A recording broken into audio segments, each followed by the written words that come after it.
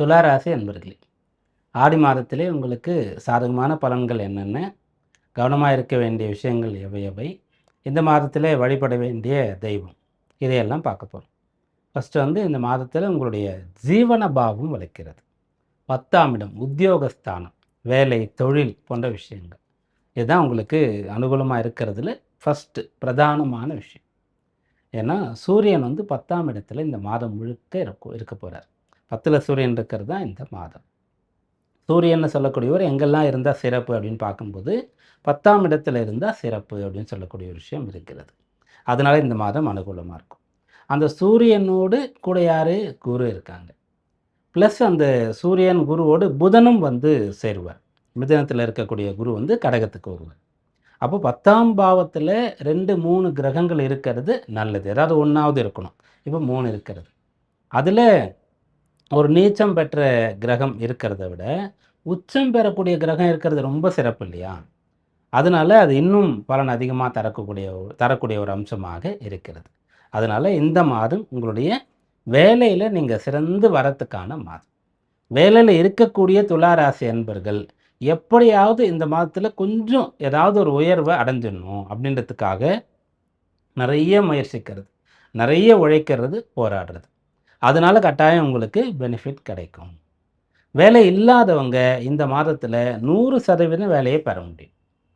தசாபுக்தி கொஞ்சம் சாதகமாக இல்லைன்னாலும் கூட சுய ஜாதகத்தில் அந்த தொழில் அம்சம் கொஞ்சம் பலம் குறைவாக இருக்கிறது அப்படின்னு சொன்னாலும் கூட இந்த டைம் உங்களுக்கு சாதகமாக இருக்கா? அப்போ என்னென்னா கிடைக்கிற வேலைக்கு போகிறேன் அப்படின்ற ஒரு மைண்ட் செட் இருந்தால் வேலை கிடைச்சிடும். அந்த வேலையை அந்த டிசிக்னேஷன், அந்த பொறுப்பு, பதவி அது என்ன, எவ்வளோ சேலரி கிடைக்கும், என்ன பேக்கேஜ், என்ன பெனிஃபிட்லாம் இருக்குது, எவ்வளோ தூரத்தில் கிடைக்கிறது, எந்த நேரம் வேலை பார்க்கணும், எவ்வளோ நேரம் வேலை பார்க்கணும் அப்படின்ற மாதிரிலாம் யோசிக்காமல் வேலை கிடைச்சா நான் போயிடுவேன் அப்படின்ற மாதிரி இருந்தீங்கன்னா கண்டிப்பாக வேலை கிடைக்கும். இதில் மாற்றமே கிடையாது. அந்த 10ஆம் இடம் அந்த அளவிற்கு உங்களுக்கு வலிமையாக இருக்கிறது. அதன் பிறகு பிஸ்னஸ் பண்ணக்கூடியவங்களுக்கும் ரொம்ப சாதகமாக இருக்கும். உங்களுக்கு எப்படி சாதகமாக இருக்கும்னு கேட்டால், பிஸ்னஸ் பண்ணணும்னு சொன்னால் என்னென்னா ஃபஸ்ட்டு நமக்கு கவர்மெண்ட்டுடைய சப்போர்ட் வேணும். கவர்மெண்ட் சரியாக நம்ம வரியெல்லாம் செலுத்தணும், முதல்ல அவங்க அப்ரூவல் கொடுக்கணும், அவங்க ஒரு லைசன்ஸ் கொடுக்கணும், அப்போ தான் பிஸ்னஸ் ஸ்டார்ட் பண்ண முடியும் அப்படின்ற ஒன்று இருக்கும். அதன் பிறகு நிர்வாகம் பண்ணுவதற்கான நபர்கள் கொஞ்சம் இருக்கணும். நல்லா படித்த, நல்ல அனுபவம் வாய்ந்தவர்களாக இருக்கக்கூடியவர்கள் நமக்கு வேணும். அப்புறம் வேலை பார்க்கக்கூடியவர்கள் கொஞ்சம் பேர் வேணும். கடினமாக உழைக்க வேண்டிய உழைப்பாளிகளாக கொஞ்சம் பேர் இருக்கணும். அப்போது எல்லா கேட்டகரியிலையும் நமக்கு ஆட்கள் இருந்தால் தான் பிஸ்னஸில் நம்ம ஜெயிக்க முடியும். ஒருத்தர் வேலை பார்க்குறாரு அல்லது செல்ஃப் எம்ப்ளாய் அப்படின்னு சொன்னால் அவருக்கு இந்த விஷயம் இருந்தால் போருன்ற மாதிரி இருக்கும். ஆனால் பிஸ்னஸில் ஒருத்தர் சாதிக்கணும்னு சொன்னால் எதனால் நிறைய பேர் ஃபெயிலியர் ஆகுறாங்க, அதனால் அவங்க சொத்தெல்லாம் இழந்துடுறாங்க. அப்போது அந்த பிஸ்னஸில் பின்னடைவை சந்தித்து எல்லா விஷயமும் அவங்களுக்கு போகுது. ஏன் எல்லாராலையும் சாதிக்க முடியலன்னு கேட்டால் அதான். அந்த பிஸ்னஸ் சொன்னால் அதுக்கு நிறைய கேட்டகிரியிலேருந்து சப்போர்ட் கிடைக்கணும். அப்போ நிறைய கேட்டகிரினா அதுக்கு ஒரு கிரகம் இருக்குது. இப்போது நல்ல மெத்த படித்தவர்கள் நமக்கு கூட இருந்து அந்த பிஸ்னஸ் நல்லா வரத்துக்கு காரணமாக இருக்கணும்னு சொன்னால் குரு, புதன் இந்த கிரகங்கள் நமக்கு நன்மை செய்தால் தான் இது போல் ஆட்கள் நமக்கு கிடைப்பாங்க.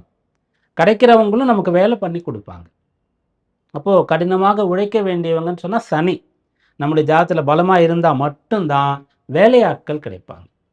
சூரியன் நன்றாக இருந்தால் தான் அரசாங்கத்தினுடைய தடை ஏதும் இல்லாமல் அனுமதி கிடைச்சி அதை தொடர்ந்து செய்ய முடியும். சுக்கிரன் நன்றாக இருந்தால் தான் அதை ரொம்ப சொகுசாக ரொம்ப வசதியாக செய்ய முடியும். ராகு நன்றாக இருந்தால் தான் பெரிய அளவில் அதை கொண்டு போக முடியும்னு சொல்லி நிறைய கிரகங்கள் சம்மதம் நமக்கு இருந்தால் தான், அனுகூலமாக இருந்தால் தான் பிஸ்னஸ் பண்ண முடியும். இந்த மாதம் உங்களுக்கு அப்படிப்பட்ட ஒரு அம்சம் இருக்கிறது. சொன்ன ஒவ்வொரு கிரகத்தையும் பார்க்கலாமா? சூரியன் 10ல் இருக்காரா, அதனால் உங்களுக்கு அது பலன்.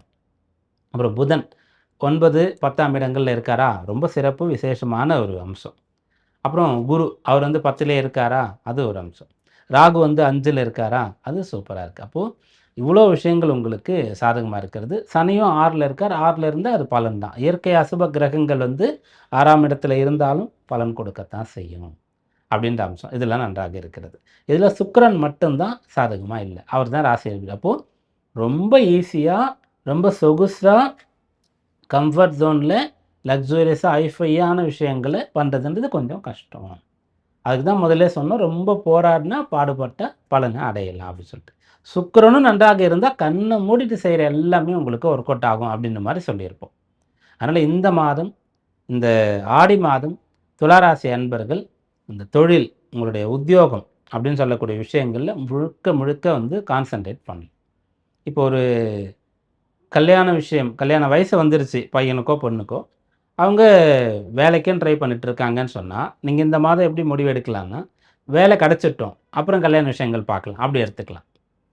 ஆடி மாதத்தில் கல்யாணத்துக்கு பார்க்கலாம், பார்க்கக்கூடாது அதை வச்சு சொல்லலை. இந்த 10ஆம் பாவம் வலுத்து இருக்கிறத வச்சு நம்ம சொல்கிறோம். அப்போ இது வந்து சாதகமாக இருக்குது. அடுத்ததாக செவ்வாய் உங்கள் ராசிக்கு வந்து 8, 9ஆம் இடங்களில் சஞ்சரிக்கிறார். 8ஆம் இடத்தில் அவர் இருக்கிற வரைக்கும் ரொம்ப கவனமாக சேஃப் சைடில் நீங்கள் இருக்கணும். பெரிய ரிஸ்க் எடுக்கக்கூடாது. ஒரு விஷயம் வந்து கொஞ்சம் பின்னடைவு பிரச்சனையாக இருக்குமோன்னு தோணினாலே கவனமாக இருந்தணும். அதனுடைய பின் விளைவு எப்படி இருக்கும் அப்படின்ற மாதிரி யோசிக்கும்போது உங்களுக்கு வந்து கான்ஃபிடென்ட் வரலன்னா கவனமாக இருந்தணும். ரொம்ப பெரிய பணப்புழக்கம், நிறைய பொருள் சம்பந்தமான தொடர்பு இருக்கும்போது கவனமாக இருக்கணும். நெடுந்தூர பிரயாணங்கள் செய்கிறீங்க அப்படின்னு சொன்னால் கவனமாக இருக்கணும். இதெல்லாம் 8ல் செவ்வாய் இருக்கும்போது. சில பேர் இந்த உயரமான இடங்களுக்கு இந்த ட்ரக்கிங்னு சொல்கிறோம் இல்லையா, ஏறுவது, மலை ஏறுவது, அதில் கவனமாக இருக்கணும். அப்புறம் ஆபத்து நிறைந்த விஷயங்கள், அந்த இடத்துல வேலை பார்க்குறவங்க கவனமாக இருக்கணும். செவ்வாய் 8ல் இருக்கிற வரைக்கும் மட்டும்தான். அவர் 9ஆம் இடத்திற்கு வந்துட்டால் எல்லாம் சரியாயிடும். அதன் பிறகு வந்து புதன் 9, 10ல் வர்றது நல்லதுன்னு பார்த்துட்டோம்.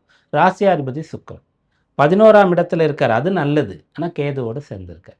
அப்புறம் 12ஆம் இடத்திற்கு வந்து நீச்சம் அடைகிறார். இந்த விஷயம் அனுகூலமாக இல்லை. அப்போ ராசியாதிபதி அப்படின்னு சொன்னால் நீங்கள் உங்களுடைய ஹெல்த்து பார்த்துக்கணும். அதில் சுக்கிரன் கேதுவுடைய சேர்க்கைன்னு சொன்னால் மைண்ட் செட் வந்து நன்றாக இருக்கும். தீய வழி, குறுக்கு வழி, அதெல்லாம் இப்போ உங்களுக்கு வந்து தெரிய வரும். யாராவது உங்களை வந்து அதுக்குள்ளே கொண்டு போக பார்ப்பாங்க. அதில் கவனமாக இருக்கணும்.